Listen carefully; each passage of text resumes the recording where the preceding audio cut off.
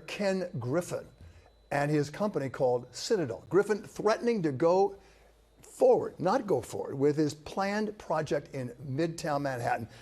That would create, he says, 15,000 permanent jobs. Now, this all started when Mayor Mamdani made a social media video pushing for his and the governor's pied-à-terre tax, and doing it right in front of Griffin's apartment on Central Park South. Griffin bought it for $238 million back in 2019, even though he's not technically a New York City resident. Oh, politics in New York City. NJ Burkett live in Midtown Manhattan with the mayor's reaction and what happens now. Newt? Yeah, Bill, outside Griffin's apartment here on Central Park South, this is where Mamdani made his video last week.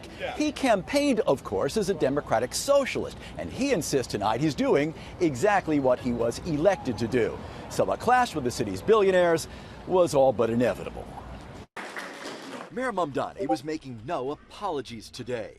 Asked if he regrets the video, his answer was simple. That home, when it was purchased, was the most expensive home in the United States of America. Last week, the mayor stood outside 220 Central Park South. Today, we're taxing the rich. To promote a new tax on ultra-luxury second homes. This pied-à-terre tax is specifically designed for the richest of the rich, those who store their wealth in New York City real estate, but who don't actually live here. Case in point, the penthouse on the 53rd floor, which hedge fund CEO Ken Griffin bought for $238 million.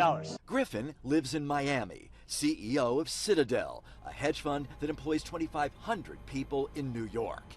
In a memo to the staff, the chief operating officer wrote, quote, "It is shameful that he used Ken's name as the example of those who supposedly aren't carrying their fair share." Griffin and the staff paid $2.3 billion in city and state taxes, he said, and Griffin himself directed $650 million in charitable gifts to city institutions. That their planned 1,600-foot tower on Park Avenue will create over 20,000 mostly permanent jobs. Then adding, the project, if we move forward, will entail more than $6 billion of spending. If Griffin is reconsidering, Mamdani seems unconcerned. I am intent, however, on balancing this budget in a manner that asks the wealthiest and the most profitable corporations to pay that little bit more so that everyone can afford to live in the city. And that means Ken Griffin, and that means so many others across the city. And that also means those who would love to join us in this.